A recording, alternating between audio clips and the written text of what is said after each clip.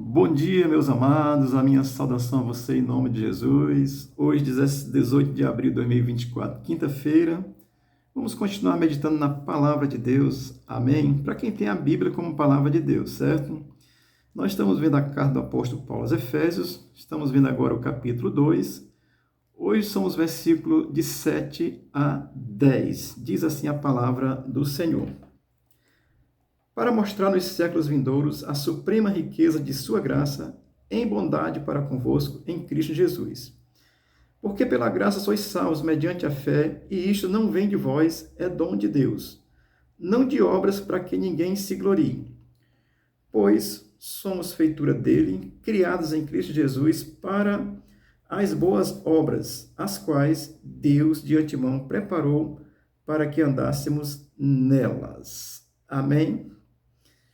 Capítulo 2, Paulo vai mostrar assim essa libertação do pecado para a salvação pela graça. O livro como um todo é escrito no contexto em que o Império Romano está dominando e Paulo escreve aí essa preciosidade que é a carta do apóstolo Paulo aos Efésios, que chega a nós como palavra de Deus. Portanto, vamos aqui ao texto, capítulo 2 de Efésios, versículo 7, começa assim: para mostrar nos séculos vindouros. Que séculos vindouros são esses? Paulo aqui continua mostrando de uma forma escatológica, futura, tá certo? Essa condição da volta de Cristo. Amém?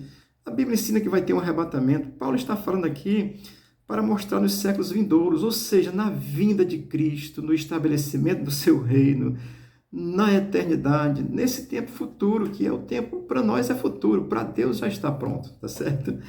Mas para nós é futuro, que consequentemente essa eternidade, que Paulo está aqui falando desses tempos vindouros, são os tempos futuros, é um momento aí escatológico, que está para frente mesmo, que vai acontecer, porque a palavra de Deus vai se cumprir. Vamos ver aqui em 1 Tessalonicenses capítulo 4, versículo 16, o que Paulo escreve com relação a isso, só esse versículo, tá certo? Tessalonicenses 4,16 diz assim: portanto, o Senhor mesmo dá a sua palavra de ordem, ouvindo a voz do arcanjo e ressoada a trombeta de Deus, descerá dos céus e os mortos em Cristo ressuscitarão primeiro.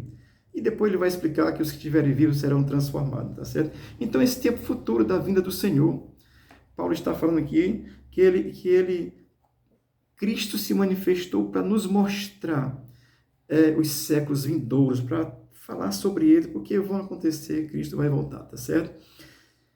E ele vai assim, a suprema riqueza de sua graça, ou seja, Paulo aqui ele vai reafirmar a graça de Deus. Deus, como tendo a origem nele, assim, a misericórdia, ele é rico excessivamente para convosco, na revelação de Jesus Cristo. Portanto, a suprema riqueza da graça de Deus é graça. Jesus Cristo é a graça. Deus revela a sua graça em Jesus Cristo, tá certo? Portanto, assim, a suprema riqueza da sua graça é suprema, é rica, é graça, é de Deus, amém? E ele vai continuar dizendo, em bondade para convosco em Cristo Jesus. É a bondade de Deus, que é outro atributo de Deus, assim, revelada em Jesus Cristo. Amém? A Bíblia diz que é impossível Deus fazer o mal. Deus é plenamente bom. Não peguei esse texto para citar, mas existe na Bíblia, tá certo? Portanto, é a bondade de Deus para convosco em Cristo Jesus. É o que Cristo fez. É a misericórdia, é a graça de Deus manifestada e essa garantia dos tempos vindouros, do tempo futuro que vai acontecer. Versículo 8 vai dizer assim: porque pela graça sois salvos, mediante a fé, isto não vem de vós, é dom de Deus. Ora, graça sois salvos mediante a fé. Eu já disse a você que graça é um favor imerecido de Deus.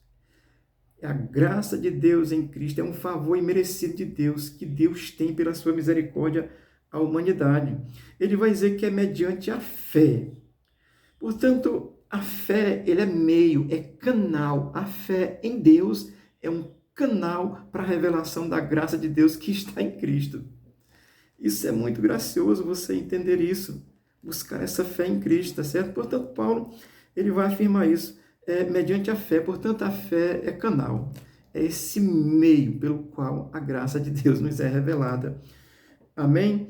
E Paulo vai dizer isso, nos ensinando isso, porque ele vai afirmar que é dom de Deus. Isso é um dom, uma capacidade dada por Deus para que nós possamos crer, que nos faz crer, que Deus possa te dar o dom dessa fé, de você crer em Cristo e receber essa graça, porque é de graça de Deus. Você só precisa crer e aí viver. Depois a gente vai ensinar quem crê vive, tá certo? Mas vamos lá ao versículo 9, que vai continuar dizendo assim: não de obras para que ninguém se glorie. Ou seja, Paulo está, nesse contexto, ele está ensinando a respeito da salvação. E ele está afirmando, está inserindo no versículo 9, que obras não salvam. Amém, querido? Você pode dar esmola, dar presente, você pode doar, você pode dar tudo que você tem. Aí você fica liso, você vai se tornar um mendigo. Você pode fazer tudo isso, mas obra não salva. A salvação é pela graça de Deus revelada em Jesus Cristo, pela fé nele. E aí Paulo diz, não de obras para que ninguém se glorie, ou seja, ninguém venha se gloriar. Ora, eu fiz muito isso e agora estou salvo. É não, querido. Paulo pregou o evangelho no mundo conhecido na sua época. E quando ele está no final da carreira, ele diz, combati o bom combate, acabei a carreira porque não tinha mais condição de pregar, um dia vai chegar para mim, tá certo? E ele diz, combati o bom combate, acabei a carreira, guardei a fé. Paulo podia ter dito, fiz obra, curei, expulsei demônio, apanhei por causa da... Ele podia ter dito tudo isso, mas ele não disse, ele disse, guardei a fé que revela Cristo. Olha, você precisa entender isso. Obra não salve. E ele diz que é para que ninguém se glorie. Ah, eu sou tão bonzinho, eu rezo 500 não sei o que por dia. Meu irmão, se você não crê em Cristo, a sua reza não vai valer de nada. O seu pietismo não vai valer na sua peninha. Ah, estou com peninha dele. Não, não vai valer de nada. É preciso crer. É pela graça recebida essa fé, isso é graça de Deus. Não é de obras para que ninguém se glorie. Agora vamos ver o versículo 10, porque é interessante, ele fala a respeito das obras, tá certo? O versículo 10, porque a Bíblia vai ensinando claramente. O versículo 10 diz assim, pois somos feitura dele, criados em Cristo Jesus para as boas obras. Você consegue compreender isso? Somos feituras dele, ou seja, agora fomos criados por Deus, regenerados por essa fé. Somos feitura dele, de Deus, criados em Cristo Jesus, aí para as boas obras. Ou seja, você faz boas obras porque você é criado em Cristo Jesus, uma nova criatura regenerada pela fé, pela revelação da graça de Deus. Aí por isso você faz boas obras. Entenda isso. Portanto, o versículo 10, ele deixa bem claro que os que são convertidos são feituras de Deus, são novas criaturas feitas por Deus, por essa fé. E aí eles realizam boas obras, não para serem salvos, mas realizam boas obras porque são salvos.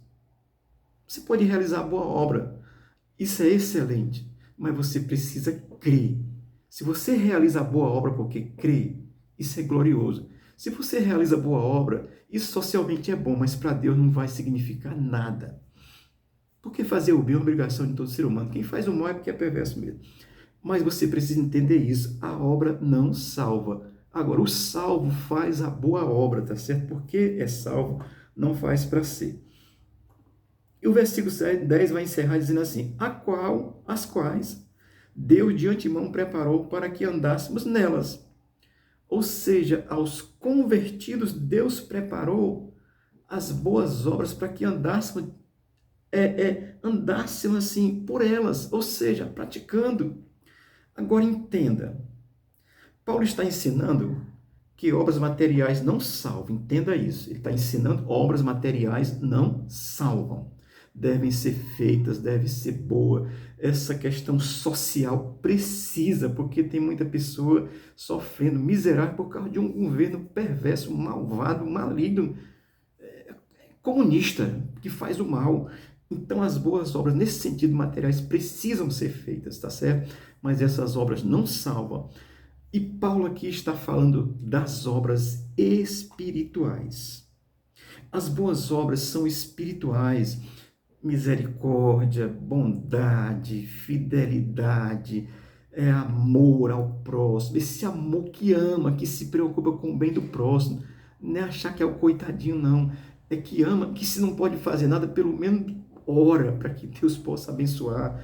É esse comprometimento com a obra espiritual, da misericórdia, da bondade, da fidelidade de Deus, do amor pleno ao próximo, que quer ver o bem de todas as pessoas. Olha, existem pessoas que perseguem cristão. E o sistema marxista, comunista, socialista persegue crente. Mas nós amamos essas pessoas, queremos o bem delas e oramos por elas. Isso é obra espiritual, é obra que agrada a Deus. A obra material precisa ser consequência dessa obra espiritual que está no cristão. Porque o inverso não salva. E você, meu irmão, minha irmã, que é crente, tem medo de perder a salvação? A salvação é dada pela graça, pela fé em Cristo, se você crê. Se você crê, aí você vai pecar, peça perdão. Você não pode negar a Cristo, que negar a Cristo é um pecado que nem tem perdão nesse, nem no outro. Depois eu explico sobre isso. Mas Paulo está explicando aqui as obras, as quais, de antemão, ou seja, as obras que Deus preparou de antemão para que andássemos nela. Obra de justiça, de fidelidade a Deus, de fé pura, de fazer a vontade de Deus, de ter misericórdia, de buscar a bondade, de amar as pessoas como elas devem ser amadas, independente do que elas sejam. Pode ser a pior pessoa. É um ladrão. Nós precisamos amá-lo, ter misericórdia dele. Isso é obra que agrada a Deus. E como essa obra espiritual está revelada no crente, e aí ele faz as boas obras materiais também. Mas as obras materiais não salvam. O que salva é a graça pela fé. E essas obras espirituais que vai encher o coração do cristão. Está lá em Gálatas capítulo 5, versículo 22 e 23. Estou só recomendando, leia lá. São coisas graciosas. Amém? Portanto, é uma explicação breve aqui para você. Deus possa te abençoar. Eu anotei aqui o livro de Tito, no capítulo 3, versículo 8 e 9 do livro de Tito, que é a carta do apóstolo Paulo ao Tito, que diz assim: torna-te pessoalmente padrão de boas obras, no ensino mostra integridade, reverência, linguagem sadia e irrepreensível, para que o adversário seja envergonhado, não tendo indignidade nenhuma que dizer a nosso respeito. Olha, irmão, dá esmola. Qualquer pessoa que tenha muito dinheiro, até roubando, dá esmola. Até pessoa que rouba, que vende droga, ele ajuda socialmente.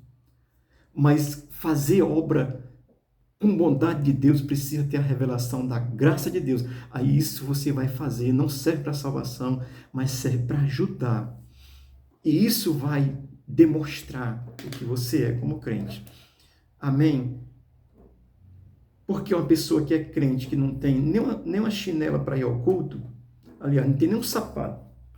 Eu já vi irmão no culto com a chinela, eu vou chamar aqui de japonesa, quem é mais antigo sabe o que é isso, porque a havaiana é coisa cara, tá certo?